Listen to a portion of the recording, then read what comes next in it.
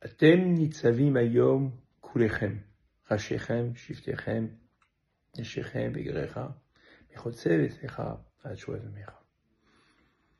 C'est quoi ce hayom? Atem nitzavim hayom. Atem nitzavim hayom, les Mefarshim nous disent, hayom, c'est Rosh Hashanah.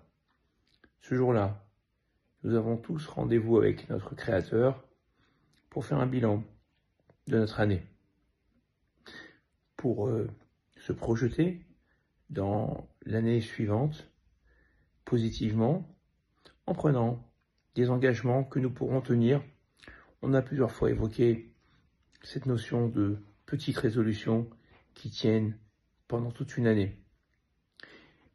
Tout le monde est réuni. En fin de compte, ce tout le monde, c'est un petit peu aussi chacun d'entre nous. On est tous tout le monde.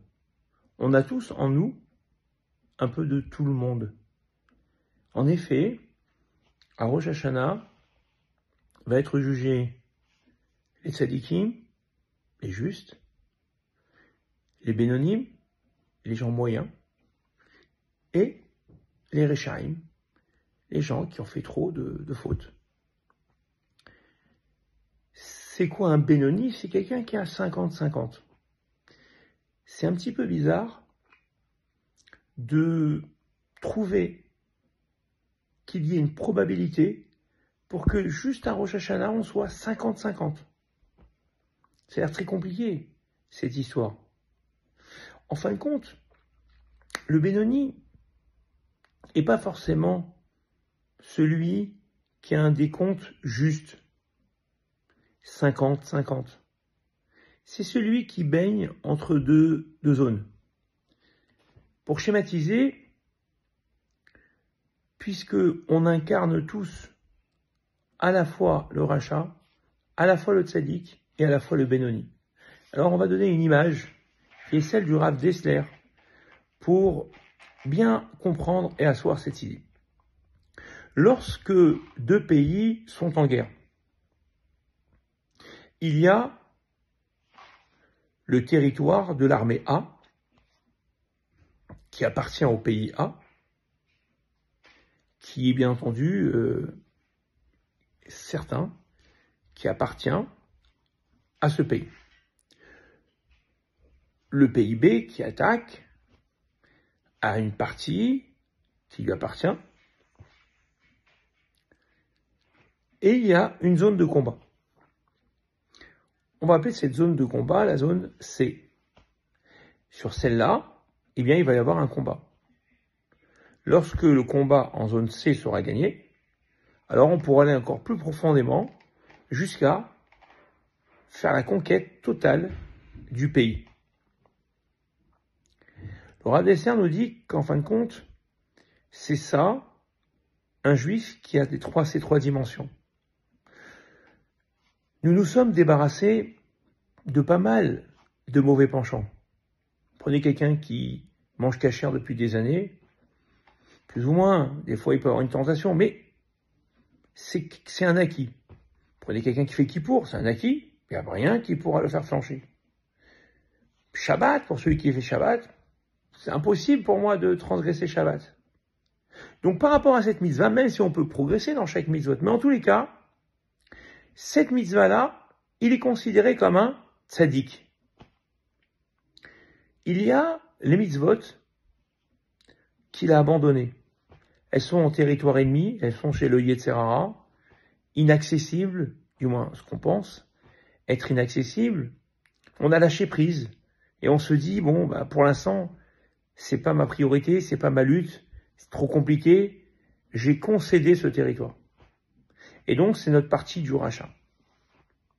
Et il y a une autre partie, qui est celle du bénoni.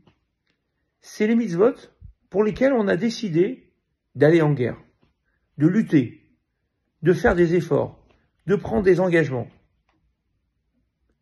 Alors, cette explication elle est formidable, parce qu'en fin de compte, comment Dieu va nous juger? On est un peu rachat, on est un peu tzaddik, on est un peu bénoni, on est un petit peu tout ça, on est tout ce monde. Et il est important, eh bien, de se fixer des objectifs. C'est la raison pour laquelle le jour de Rosh Hashanah est important. D'abord de savoir dans quel territoire on est. Quels sont les territoires que nous avons conquis totalement? Ceux pour qui on n'a plus du tout d'espace pour la tentation. Puis, tous ceux pour qui on a abandonné. Et enfin, ceux dont on veut se débarrasser. À partir du moment où on a fait ce travail-là, on a fait 50% de Rosh Hashanah, parce que d'abord, la réflexion, c'est ce que Dieu attend de nous. Le bilan, il est nécessaire à notre évolution, et savoir qui nous sommes réellement, eh bien, est extrêmement important. À la fois, se dire que, voir notre potentiel quand même, le potentiel du tzaddik qui est en nous, c'est important, parce qu'à force de se voir toujours les territoires perdus et ma guerre que j'ai à mener, alors parfois on se dit, je suis pas très bon. Non, il faut aussi voir tout ce qu'on a réussi à potentialiser, tout ce qu'on a réussi à faire, tout ce qu'on a réussi à faire et parfois à redéfaire, c'est pas grave.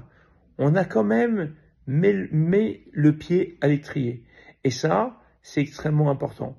Donc tâchons de faire ce bilan pour que Bezrat Hashem, nous soyons tous inscrits dans le livre de la vie, dans la vie du bonheur, dans la vie de la joie, dans la vie du shalom dans nos maisons, du shalom dans nos pays, du shalom dans le monde, du shalom en Eretz Israël, avec la revenue de tous nos prisonniers et avec une fin de guerre qui se termine dans la joie, dans l'unité, avec plus aucune victime. Que cette année soit la plus belle des années et qu'elle efface cette année qui vient de passer, tellement difficile pour le Ham Israël. Shana Tova Umetuka.